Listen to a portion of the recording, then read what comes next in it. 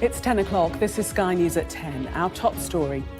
Dozens of Ukrainian prisoners of war feared dead as Moscow accuses Ukraine of downing a Russian military plane. As the war continues to claim lives, we witness the trauma in the classrooms of Ukraine, with some children left unable to speak. When rockets fall, I try to hide my head under my toys. And a warning of a looming threat to the UK. The head of the British Army warns that the public could be called up to fight in a war. Also tonight, the poison sellers, a special Sky News investigation into the trading of substances sold to vulnerable people who want to die. The longest episode of EastEnders put to film. Sir Keir Starmer mocks Rishi Sunak over party disunity, but a call for him to quit fails to win wider support. Fears for the vulnerable and small business after proposals for Royal Mail to cut deliveries to as little as 3 days a week. And we'll take a first look at tomorrow's front pages in our press preview from 10:30 right through to midnight.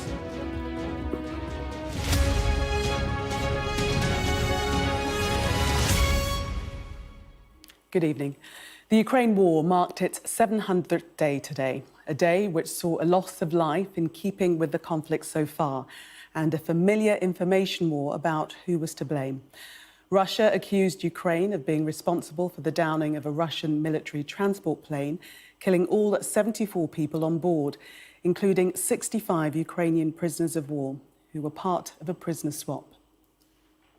The Russian aircraft crashed over the Belgorod region, which borders Ukraine. The Ilyushin IL-76 went down at 11:15 a.m. local time, according to the Russian Defense Ministry. The crash took place near Yablanovo, just northeast of Belgorod, in western Russia, the site of many cross-border shelling, missile and drone attacks. President Zelensky said tonight that he wants to establish the clear facts. Our correspondent Diana Magnay reports.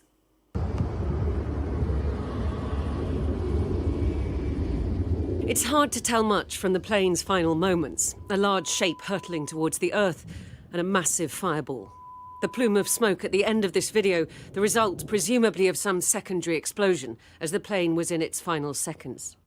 The engine was burning. It suddenly began to move down.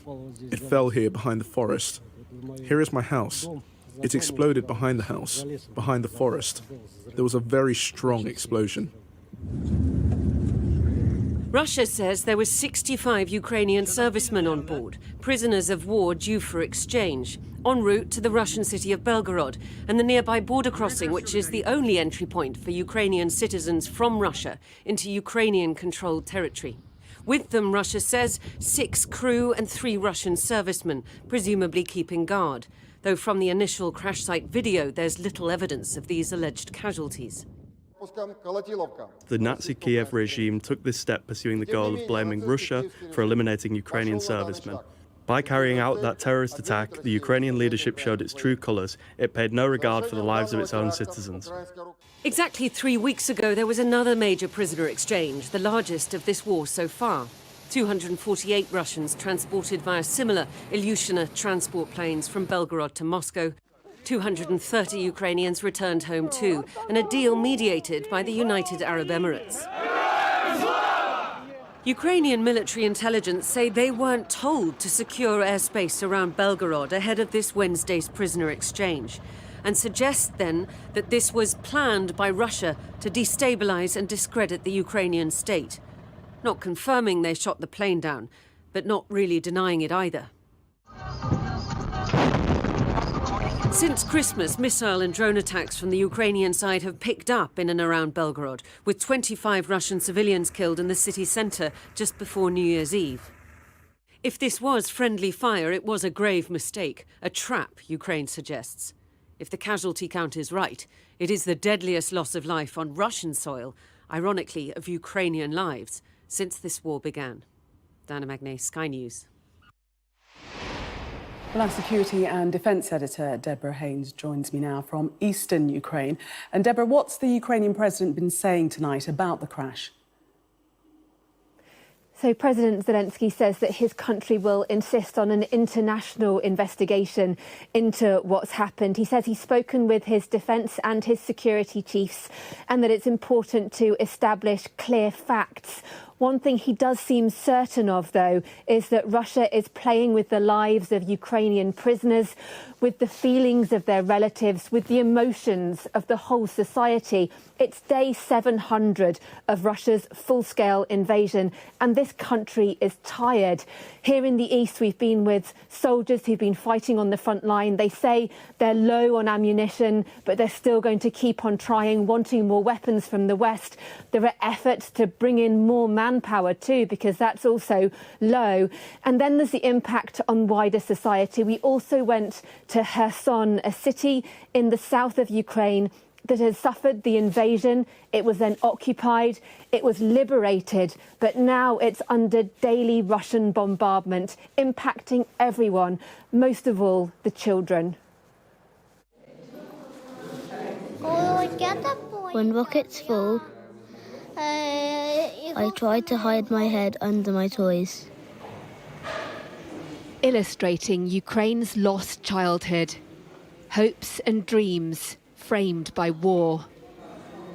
Invading Russian soldiers drown in a river in the frontline city of Kherson. Ivan says his favourite drawing is of a tank. The 6-year-old already wants to become a soldier and says Russia is bad. They are destroying Ukraine, and I know how to destroy them. Heavy thoughts for such young minds. Schools in Kherson are shut, but a charity uses this classroom for speech therapy to try to reduce the damage of almost 2 years of war. A growing number of children have trouble speaking. Some no longer talk at all, terrorised by the fighting and with little chance to socialise. This is the soundtrack for Ukraine's children. Air raid sirens and artillery. Despite the danger, some hobbies are just too important to surrender. The training is also a welcome relief from being stuck at home. I love to train. Football is my life. My dream is I want my friends to come back, for the war to be over and for all these Russians never to exist. A shared goal, perhaps, for so many children who've already lost so much. Deborah Haynes, Sky News, Kherson. Well, as Ukraine's defence of its territory continues, the head of the British Army has suggested the general public here would need to sign up to join the armed forces if the UK became embroiled in a war. General Sir Patrick Sanders says we would need a citizens' army because the military is too small. Well, the latest figures show there are more than 111,000 personnel in the British Army, around 76,000 of whom are active, with many of the rest being volunteer reservists. And the size of the armed forces has been in almost constant decline. 10 years ago, it stood at more than 160,000, whereas in 2004, during the wars in Iraq and Afghanistan, it stood at 207,000. So are the public itching to do their bit for king and country? Our national correspondent, Tom Parmenter, went to Catterick in North Yorkshire to find out. For generations of British recruits, Catterick in North Yorkshire is where they started out. It's the biggest British Army garrison in the world, but the Army's fighting force has shrunk in size. And now General Sir Patrick Sanders, the outgoing Chief of the General Staff, has warned it really needs bolstering. He said, "We will not be immune, and as the pre-war generation, we must similarly prepare. And that is a whole-of-nation undertaking. Ukraine brutally illustrates that regular armies start wars, citizen armies win them." The Prime Minister's spokesperson responded, saying the UK is investing in its military and that conscription is not on the cards. But there are reasons why such a senior figure within the military would be saying this. And one of them is to reach the British public and remind them about the state of readiness in this country should the worst happen. In neighbouring Richmond, the citizens' army isn't yet on the move. I think we've got to be ready. The way the world situation is, it's different, isn't it? Last couple of years is different. We're not prepared. We're a smaller nation, smaller population, and we're just struggling to fund something that would set us on the world stage like America or like Russia or perhaps the Middle Eastern countries collaborating. And I just don't think we're in the same sphere financially. You know, if you ask the people over 60, they would be up for it. Citizen Army, they would love that idea. The younger generation, I don't think, would be up for it. But Jade, aged 25, disagrees. Do you think your generation would kind of be ready to step up like that? I think so, yeah. I think so. Although everybody would be scared, I think so. I think there's a lot of people that want to help now. The Defence Secretary insisted that recruiting and retaining members of all of the armed forces is a top priority. Can you give a commitment now? He'll come to the House before Easter to make a statement about what we're doing about retention of critical armed forces personnel. I am working very hard to make sure that, in common with actually many Western militaries, armed forces, that we do have the men and women that we need for our armed forces, skilled up to the right levels and capable of taking on this challenge. The UK is already involved in supporting multiple war efforts in Ukraine and elsewhere. And while the future of warfare may be unpredictable, the armed forces need people. Finding them is part of the mission. Tom Parmenter, Sky News, North Yorkshire. A former post office sub-postmaster caught up in the Horizon scandal has had his conviction quashed. Robert Thompson was convicted of embezzlement in 2006, one of around 100 post office branch managers wrongly convicted in Scotland. But even as one sub-postmaster was cleared, a former post office investigator caused anger in the public inquiry by insisting on the guilt of one of the people he investigated. Our Scotland correspondent Conor Gillis reports. He dreamt it would happen. He lost hope after fighting for decades. Now he has cleared his name. 1:15, I got a phone call and she asked, "Are you sitting down?" I says, "Yeah, why?" He says, "I'm telling you now, Rab," he says, "your conviction's been overturned. You don't go to court." And I broke down and cried because that is a really, really heavy weight off my shoulders. The father of two tried to take his own life after being convicted in 2006 over apparent Horizon shortfalls at his post office. I was depressed, down the dumps, suicidal. Today, now, I feel like I've got a spring in my step and I just want to walk down the road with smile and wave to people and no look at the pavement. Rab's celebration here in this community comes ahead of what was due to be a court appearance in the coming weeks in a bid to clear his name. But the situation changed when prosecutors said they would not block his conviction being quashed. Today, the Post Office inquiry heard sub-postmaster William Quarm from the Western Isles died before his criminal record was officially wiped. But the investigator who dealt with the case appears still to question his innocence. In my mind, I still think that Mr. Quarm had a role to play in the loss of the money. That's an answer to a different question. The question would be, did Mr. Quarm have a role to play in the events? The question I in fact asked was, do you remain of the view that he's guilty of the crime? Yes, I do. Despite the verdict of the High Court of Justiciary in Scotland? Yes. The question is, have attitudes changed? Have lessons really been learned in a sinister scandal where the plot has been unbelievable? Conor Gillis, Sky News, Clackmannanshire. A Sky News investigation has found that poisonous substances are being sold to vulnerable people in the UK who want to take their own life. Sky's Sadia Chowdhury has travelled to Ireland, where she witnessed people being instructed on how to obtain drugs which would kill them, and the Netherlands, where she met the people selling the poisons. A warning, her report contains references to suicide. This is a gathering of people planning their suicides. They're here to find out how to get poisons and how to use them to die. And how did you get it then? Illegally. The man speaking here in Ireland goes by the nickname Dr. Death. He says he's helping the elderly and terminally ill. If I gave you the drug, I'd be in an Irish prison quite quickly, I suspect. But if I tell you to go to this place and buy it, so far that's not been considered to be a strong enough link to be in the breach of Irish law. Dr. Death boasts that his work has led to rising suicides. The rate just went up around the world, so we clearly are responsible for it. Do you feel bad about that now? Look, it's a difficult question to answer. In many countries, you can get 14 years in prison for assisting suicide.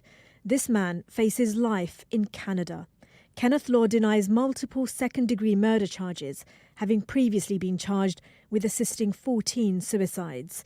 He's accused of selling a deadly poison. Police say he sold suicide kits to 1,200 people in 14 countries. In the UK, he's linked to 93 deaths. One of them was 22-year-old Tom Parfett. It is a type of grooming. I think in many ways it's a pro-death cult. These people are deliberately targeting the vulnerable, encouraging them to die. A year after Tom's death, we discovered Kenneth Law could be just one of many poison sellers. We travelled to the Netherlands to a suicide convention. It's run by a group the Dutch public prosecutor has labelled a criminal organisation. Many of its members operate outside of the law, selling homemade suicide kits. They say they're being compassionate, giving people autonomy over their deaths. Away from the main hall, a seller agrees to speak to us. I think it must be free to get without conditions. People are going to say, but somebody of 18 years old can get it too? Yes, why not? Like others we've met, he's sold over 100 kits. We asked if he's ever cared what happens to people, and this is what he said. I don't want to even know the names of the people. When they ask for it, they give a good motivation why they want to have it, then I give it. He may not want to show his face, but he did let us see his books. Orders, prices, receipts. He's kept a record of his poison trade. I found out that I could easily buy it in England, and they send it by post. I have a lot in the house now, and it always stays good. You bought it from England? Yes. It's really very cheap. Sky News has decided not to name the poison they're trading. In most countries, it's not illegal to possess or sell, and it's untraceable in a standard post-mortem. But under assisted suicide laws, it is illegal to supply anything knowingly for suicide. For Wim, it started after he watched his wife die with Alzheimer's. She had a horrific death, and that triggered me, and I wanted to help people to end their life. Euthanasia is frequently used to justify what is essentially a crime. And listen to how many people Wim says he's sold to. It's more than 100. And I sold it to Dutch people, and in the UK to some, in the United States, one in Singapore, in Hong Kong. Thank you so much for coming in. In London, a former Met chief listens to one of our interviews from the Netherlands. A friend of mine, she's also a nurse, and her father was 93 old. He had different diseases, but he didn't get euthanasia because he was too far on mentally. So I gave her my substance, and she gave it to her father, and he died. She went to bed, and the next morning she found him. She called the doctor, and the doctor said, yes, his natural dies. Because you have no, on the outside of your body, no signs that you have suicided or that someone has murdered you. Well, that's pretty shocking. It's interesting he's used the phrase, somebody has murdered you. I think this would be a murder investigation. I think the authorities are behind the curve. So what more can authorities here be doing? Well, I think you've spoken about Canada, you've spoken about the Netherlands. We know that this is happening in this country as well, so this needs to be international collaboration.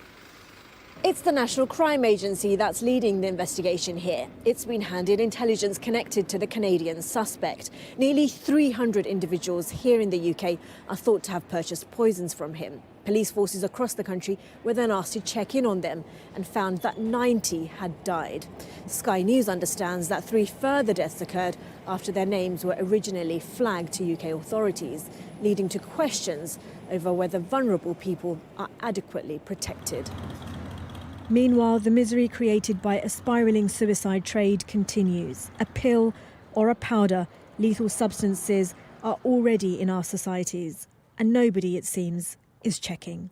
Sadia Chowdhury, Sky News. If you have been affected by this story and want to talk to someone, you can call the Samaritans on 116 123 or email joe@samaritans.org.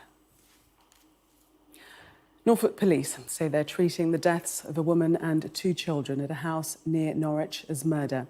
Kantika Sukpen Panau and her nieces, 12-year-old Jasmine Kushinskar and 9-year-old Natasha Kushinskar, were found dead, along with the girl's father, Bartlomiej Kushinsky, last Friday.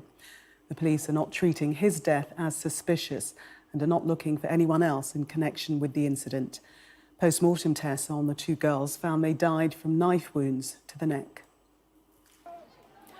At least 9 people have been killed and 75 injured after a United Nations shelter in Gaza's southern city of Khan Yunis was shelled by Israeli forces. The centre, reportedly struck twice by tank fire, was believed to be housing some 40,000 displaced Palestinians. This is a facility run by UNRWA. It's housing civilians. They are civilians who fled the fighting in the north. It is run by the United Nations. We very clearly demarcate this building. We notify the Israelis of the coordinates of all our buildings. So this was tank fire against a UN building housing people seeking shelter under the United Nations flag. Police in Nottingham have admitted they should have done more to arrest a wanted man who went on to stab 3 people to death in the city last June. An arrest warrant was issued for Valdo Kalokane in September 2022 on suspicion of assaulting a police officer. But he was never arrested and went on to kill Ian Coates, Barnaby Webber and Grace O'Malley Kumar 9 months later. Rishi Sunak must have been braced for another difficult day after former Cabinet Minister Sir Simon Clarke called on his party to change leader to avoid a heavy election defeat. But that call was not taken up by any other Conservative MPs, even if the attack did provide ample ammunition for Sir Keir Starmer at Prime Minister's questions. Here's our Deputy Political Editor, Sam Coates. Is it time for you to go, Prime Minister? The 4th Prime Minister facing calls to quit from colleagues. Heading to the Commons after a one-time ally called for him to be overthrown. On Tuesday night, the man on the right, Sir Simon Clarke, wrote in The Telegraph that the Prime Minister had gone from asset to anchor and needed to be replaced. A gift for the Leader of the Opposition. Mr Speaker, I love this quaint tradition where the more they slag him off behind his back, the louder they cheer in here. So was he surprised to see one of his own MPs say that he doesn't get what Britain needs and he's not listening to what people want? Prime Minister. Long-time celebrity backer Steve Coogan recently said he licks his finger, sticks it in the air and just sees which way the wind is blowing. Even Labour Party know, Mr Speaker, he's not a leader, he is a human weather vane. But events in the coming weeks will make it hard for Sunak to sustain the attack, with potential Tory losses at a double by-election on the 15th of February. A mega tax-cutting budget promised on March the 6th, more revolts when the Rwanda bill is back in the Commons mid-March, and local and mayoral elections on the 2nd of May. This man, a Tory MP for 23 years. He's seen a Tory rout in 1997, now in the Lords, able to give an honest assessment. Let's not beat around the bush. The situation is not good for the Conservative Party, and indeed I'm not putting a lot of money on a Conservative victory in the next general election. There is a chance with by-elections in a couple of weeks, with local elections in May. Things could get worse from here, couldn't they? I think they... Well, I think I'd put it different. I think they won't get any better necessarily. So lots of potential for trouble ahead at a time where the vacuum in the government agenda is unnerving MPs. Meanwhile, what's terrifying Conservative headquarters is an apparent Tory donor commissioning polling designed to unseat Rishi Sunak. It's being coordinated to coincide with the rebellions over the last couple of weeks. And Downing Street hasn't got to the bottom of this apparent plot. But what impact did having an anonymous donor make to the poll? Now, it doesn't matter at all if this party came from the Conservative Britain Alliance. This MRP poll would have said exactly the same thing if it had been commissioned by Rishi Sunak, if it had been commissioned by the Labour Party or anybody else. All Prime Minister's fates rest in here. Only 2 Tory MPs have gone public with calls on Rishi Sunak to quit, but 60 last week were prepared to defy him in a key vote. If the forthcoming elections go badly, will they join the challenge? Sam Coates, Sky News, Westminster.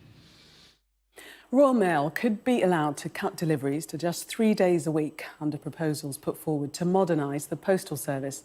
The regulator, Ofcom, said its proposals were designed to spark a national debate on the future of the service, warning Royal Mail risks becoming unsustainable without reform. Our business correspondent, Adele Robinson, has more. 5 and 4, 54. It's a numbers game, and the Royal Mail need to make theirs work. 85. But the idea of delivering letters on 3 days only instead of 6 to do that means pensioners like Noreen could miss out. I would miss it a great deal, even at Christmas time, relying on cards, you know, just to say hello. They're going back in time. You know, we want things to go forward. We don't go from 7 day a week to 3 day a week. But for some here, opposing views. It doesn't really affect me that much because everything is on the internet now. A report from the regulator Ofcom says Royal Mail's out of date and must adapt. One option to cut days it delivers letters each week from 6 to 5 or 3, which could save up to £600 million. This jeweller in Hertfordshire says they wouldn't survive.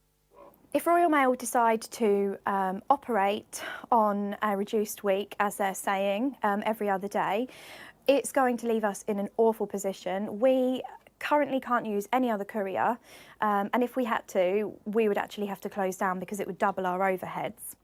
Another option, extending the days it takes for letters to be delivered. Because the Royal Mail needs to reform to survive, without question. But how? It's caught between being a private company, which made a loss in the first 6 months of last year to September of £319 million, and having to answer to the government over its legal duty to deliver letters 6 days a week. But with far fewer letters and a competitive surge in parcels, it needs government approval to cut back. We're increasingly sending things by email or by text or by WhatsApp messages. So we need that service to be there when we need it. But if we want it to be sustainable and affordable, I think we're going to have to accept some change. We don't think that doing nothing is an option here. The Prime Minister has vowed services won't change. Mr. Speaker, I agree about the importance of the Royal Mail's universal service obligation, and as you will have heard from the Minister this morning, we remain absolutely committed to ensuring that it remains as it is. But something may need to shift for the future of what to many still feels like a British institution. Adele Robinson, Sky News. Well, that was Sky News at 10. Coming up, we'll be taking a first look at tomorrow's newspapers in the press preview. Tonight, we're joined by the Mirror's Associate Editor, Kevin Maguire, and the Telegraph's Deputy Comment Editor, Annabel Denham. Amongst the stories we'll be discussing, this on the front of the Eye with the headline, Post Office knew second IT system had faults but prosecuted anyway. We'll be right back with that story and others. Do stay with us if you can.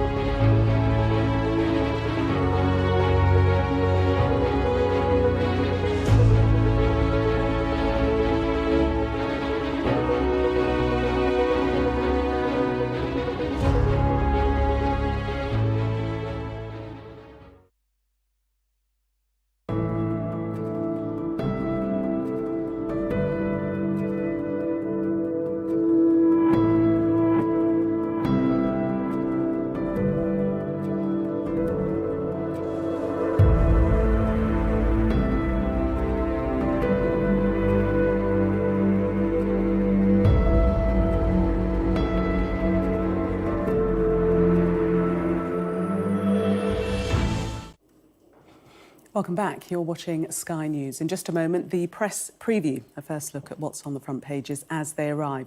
But first, our top stories. Dozens of Ukrainian prisoners of war are feared dead after the crash of a Russian military plane that Moscow blames on Ukraine. The head of the army has warned the British public could be called up to fight in the event of a war with Russia. And a Sky News investigation has found that poisonous substances are being sold to vulnerable people in the UK who want to take their own life.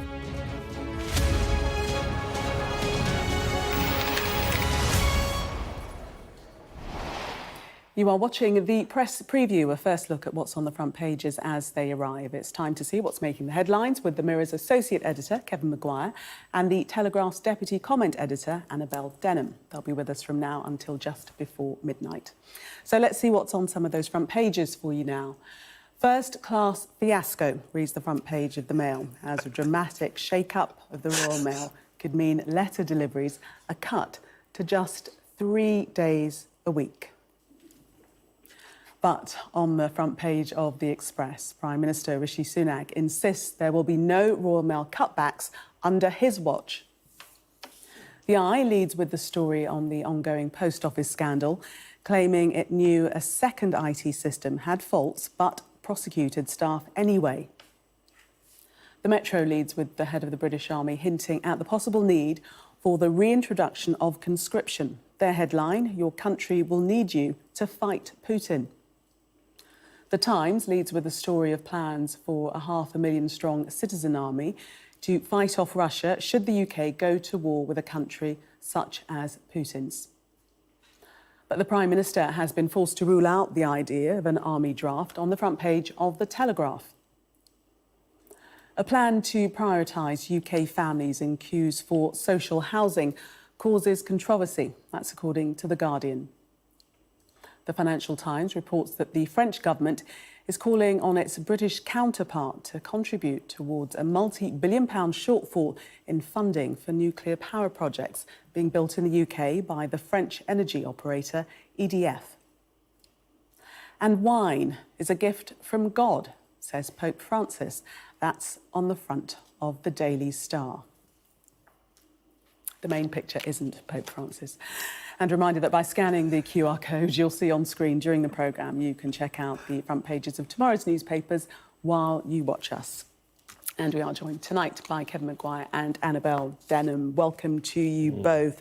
Let's start with the Times and this conscription that isn't really. UK should have citizen army to see off Russia. This is the suggestion that's been made, but not sanctioned by the government in any form. No, but this has taken off since the Telegraph this morning had the study. Your General Sir Patrick Sanders, Chief of the General Staff, head of the Army, talking about the need for far more troops and that citizen army. And here, what the Times have picked up is that James Heappey, a Defence Minister, said to a podcast the figure needed could be 500,000.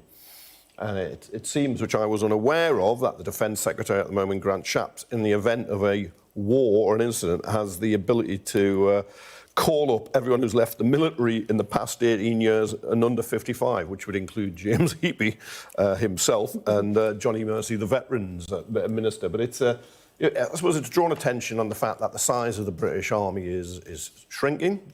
And it's still going down. I think it's at 77,000 now. It's heading towards 70,000 within 2 years. I think the Telegraph said on Saturday. 72,500 next year. You've had quite a rich seam of these stories. But I think we also have to just calm down. One, we're in NATO, so you would never fight Russia alone. Two, we don't have a land border, so it's not like Ukraine. And three, hopefully, we won't be in a war with Russia, but there's a Whitehall source quoted here in the Times saying perhaps we could train civilians, Ukrainian civilians on UK soil could act as a mission rehearsal. I don't think people are going to be flocking, are they? I mean, look, if we paid the professional forces more, we'd probably solve the recruitment service, because it's not a particularly well-paid position, is it, if you're corporal or a private. Annabelle, do you think it's scaremongering, or is there a serious message in terms of, you know, how well served we are by our armed forces and their dwindling numbers? Well, certainly the numbers are dwindling down to levels that we haven't seen in the UK since the Napoleonic era, and for a long time we've grown complacent about these sorts of challenges and threats that we haven't really needed to confront in recent decades. But now we have war in Europe, we have this major conflict in the Middle East, we have Chinese aggression in that region to contend with as well, not to mention the risk that Donald Trump becomes president. He has made his feelings about NATO very clear in the past, which could be generously described as ambivalence. And I think that there, you know, General Sir Patrick Sanders is not saying that Putin is going to try and invade a NATO country within the next 6 months, but he is saying within the next couple of decades that this is a threat that the West may need to contend with. And a problem that we have specifically in Eastern Europe at the moment is that there is a stalemate in Ukraine, that, you know, Russia, there's a risk Putin is now going to begin to feel quite emboldened that the counter-offensive that was launched last autumn hasn't made the progress, the headway that Zelensky certainly was hoping that it might, that they have serious issues with weapons supply. And I know we're going to come on to the story about this jet that has been fired down, but there is very much at the moment a war of words going on between Russia and Ukraine. Russia seeking to dampen morale in Ukraine in the West and really sow further discord and division among the Western alliance. Yeah, arguably, Donald Trump's a bigger threat to Britain's security than Vladimir Putin. If he's going to pull out of NATO or reduce NATO or just cozy up to Putin and say, I'm going to solve the Russia-Ukraine war within 24 hours, they're going to do that because you're basically going to sell out Ukraine. Well, I hold no torch for Donald Trump, but I think he had a fair point when he said that many NATO members were failing to meet their obligations, that 2% of GDP spending on defence. We're going to come on to that crash, the Russian plane, that crash in the metro in a while. But just to come back to the conscription and the denials from Rishi Sunak that this would ever be considered. The Telegraph looking at the story from the government's perspective. Yes, I mean, you know, that's right. As we've said, it's not something that is going to be a realistic prospect in the near future. And there would be all sorts of hurdles for us to have to overcome were we to seriously consider conscription. What would happen to things like human rights law and health and safety laws and that sort of thing? You know, not to mention the hysteria that might accompany it and the fact that we need to ask ourselves, I think, as a nation now, how many people would be willing to fight. If it was modern warfare with drones, you'd probably get a load of kids off their PS5s. Well, I think that was the assumption, wasn't it? Yeah. But then look at what's happened in Ukraine. It's been far more of a 20th century type of conflict than we were expecting. That has been the subject of many phone-ins, radio phone-ins today, as to whether this generation would be willing to fight for their country. And the answer that one of the answers that came was a resounding no. Yes, a different generation. Well, yeah, the old national service has reared its ugly head again. I mean, it was scrapped in 1963 because it was very expensive, unpopular, and it didn't work. Let's have a look at the metro and the story we were alluding to earlier. And this is the jet that's crashed with 65 prisoners of war, Ukrainian prisoners on board. Russia saying that it was attacked by Ukraine. Ukraine saying that they want to get to the bottom of it, but not outwardly denying that that is the case.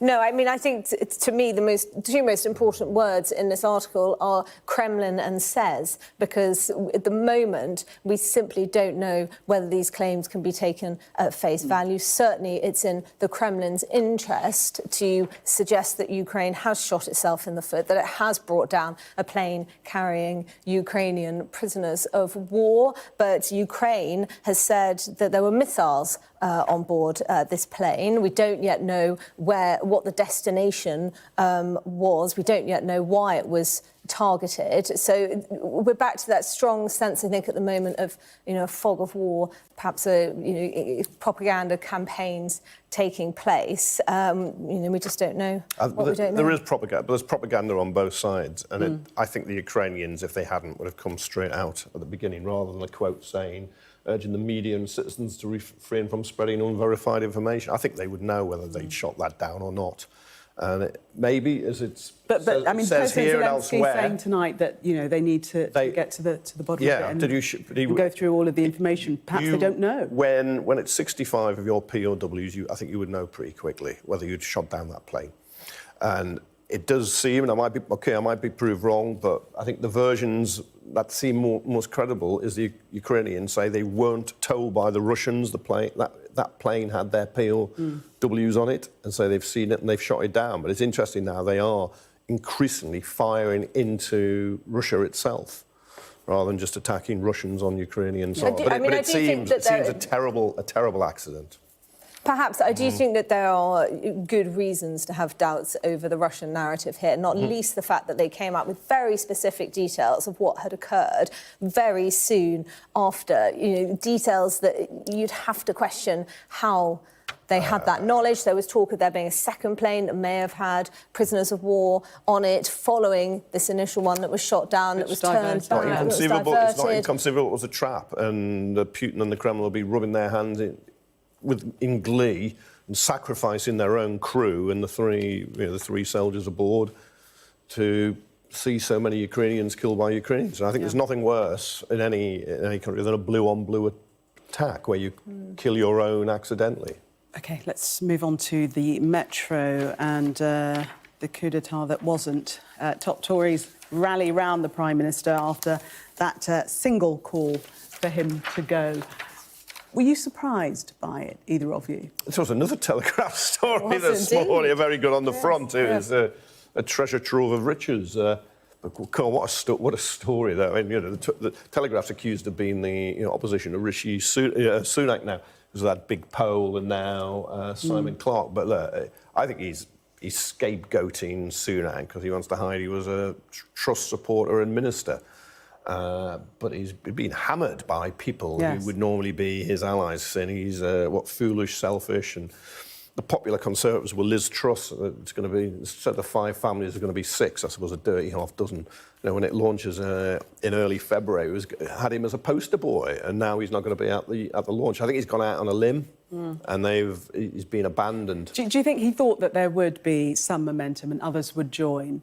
One can't imagine him going into this knowing that he would be a lone ranger, that no one, aside from, of course, Andrea Jenkins, who has sent in her letter of no confidence in Rishi Sunak, but that he would strike out and not have anybody follow behind him. That's not to say that matters won't change in the coming weeks, in the coming months, that perhaps there will begin to be some momentum as the true picture for the Tories just gets worse and worse. Simon Clarke, somebody who worked with Rishi in the Treasury, who a year ago called for unity in the Conservative Party. One has to take him at his word when he says nobody likes the guy who warns about the iceberg, but perhaps that's better than hitting it. There's a palpable sense that some Tories, at least, are perhaps almost in denial about. But as you say, we shall see whether they come forth and want to put their heads above. What he advocates would save them anyway. I mean, he is the Reform Party wing of the Conservative Party. He backed Truss and the budget that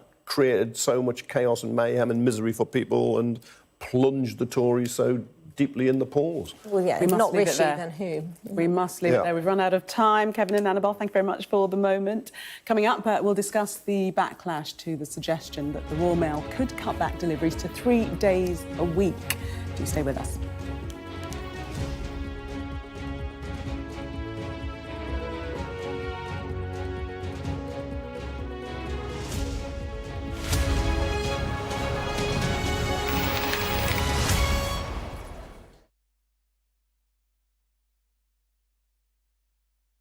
A skin check is something we should all carry out on a monthly basis. I was going to ask you about it. Absolutely. So Sarah Ferguson obviously is a type 1 skin type, so she has very fair redhead. Because she's a redhead. Yeah. Absolutely, and that puts her in the firing line for melanoma and all types of skin cancer. So really, if you have that skin type, you need to check your skin, not just once a month, but really get to know it. Just putting sunscreen on when you're out and about is absolutely vital. There's a lot of fear around sun protection because people don't want to cover up their skin from that lovely tan that we all think makes us look more attractive. But the fact is that if the UV index is over 2, so if it's, 3, if it's over 3 and over, we need to wear sunscreen from May to October. And that's not just on the beach. You know, sunscreen isn't just for the beach, it's for everyday use. OK, so there is a method called the ABCDE rule, and that basically talks about A for asymmetry, B for border, C for colour or change, E for evolution and D for diameter. So we need to look, basically, to boil this down, we need to look at change. So if we get anything that a mole or a lesion that is changing, bleeding, itching in any format, or if your intuition keeps going back to it and thinks, there is something about that, go and see your GP because early diagnosis is vital. It's not just moles, Kate, it's also lesions. So anything like an area of skin that looks different, a spot that doesn't heal, anything that scabs over, because it's not just melanoma, there's also other types of skin cancer. Basal cell carcinoma, squamous cell, which is the most common cancer in the world, and rates are rising. With melanoma, the recovery rates are good, but as I say, you have to get in there early. So if you're getting there early, you've got a 99% chance of getting over that. But if you're late, the odds go down the further you go down. So obviously it travels down into the lymph nodes, through to your lymph, and then into the rest of your body. And it can turn up anywhere. So we need to get in there much, much sooner. Skin cancer is very common. Melanoma is relatively rare, but it's more dangerous. But we need to protect ourselves. And that's not just, as I say, on the beach. We raise awareness for the Melanoma Fund. We raise awareness in sport and outdoor recreation. So we encourage people that play golf, tennis, cricket. If they're out there for prolonged periods, don't be afraid of sun protection. Slap it on because you're protecting your skin.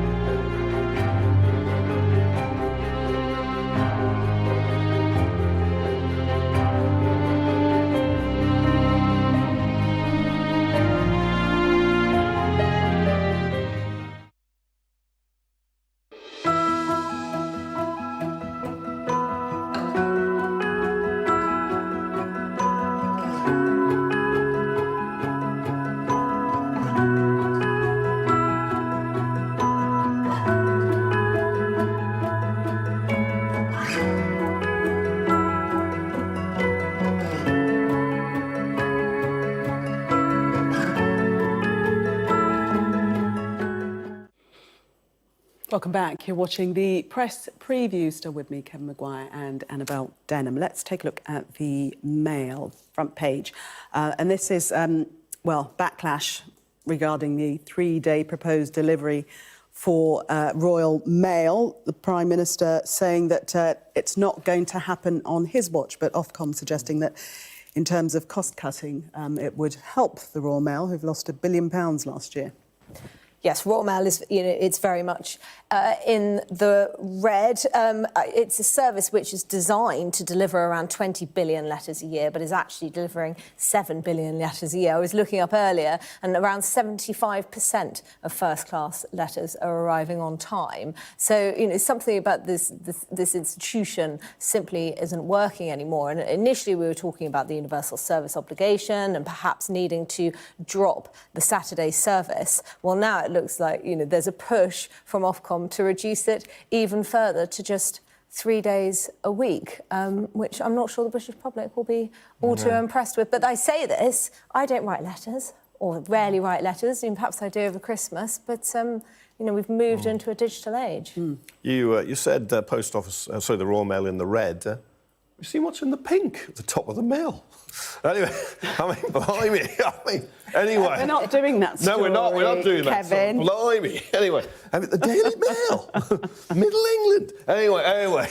Back to the Royal Mail. But look, I didn't tee that up. Yeah, the fat cat postman Pat bought it on the cheap back in 2013. Have milked it, have moved some of the business around to make letters look like they're losing more money than they are, although they have, as you say, gone down. But this idea now you can wriggle out of your obligation and just deliver for 3 days instead of 6, and perhaps a letter will take 3 days instead of arriving the following day. They can't be allowed to do that. And it's not just for sending a card to your mum or whatever. It's so many businesses rely on it.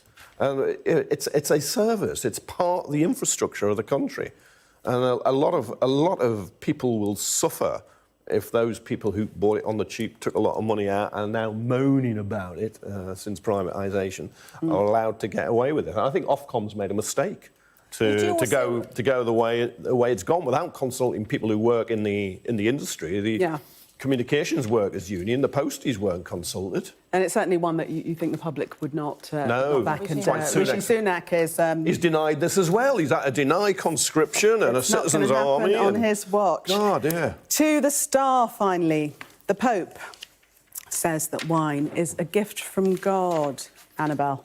Yes, not quite clear if he's talking about consubstantiation or transubstantiation here, or simply the enjoyment that one can derive from having a glass of wine. Is that the Pope on the left or the right? But it's difficult to agree with him, the many joys and pleasures of drinking wine in moderation. I think that's Father Jack, isn't it, from Father Ted? Yes, from Father Ted, yes. But we know a gift from God. Didn't his son turn water into wine in the Bible?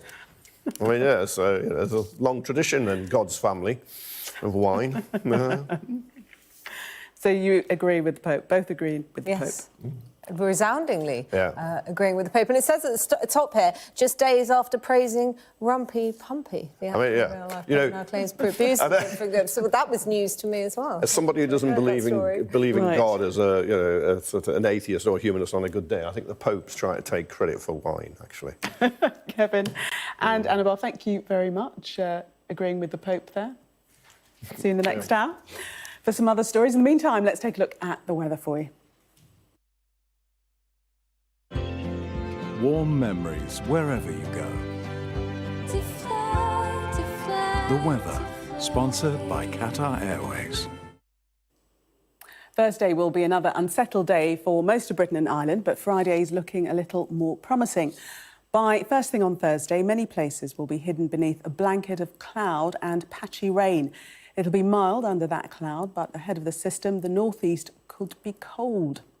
Any brightness in the chilly northeast will quickly be eroded away as the cloudy, wet weather pushes in during the morning. Then most places will have a grey day with some rain at times.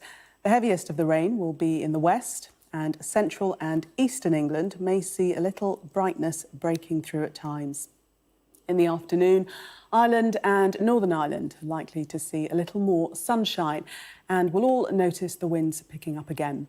Friday should be a much brighter day. It won't be quite as mild as Thursday, and it will be breezy, but there should be plenty of sunshine. The northwest will see a few showers at times, which could turn wintry.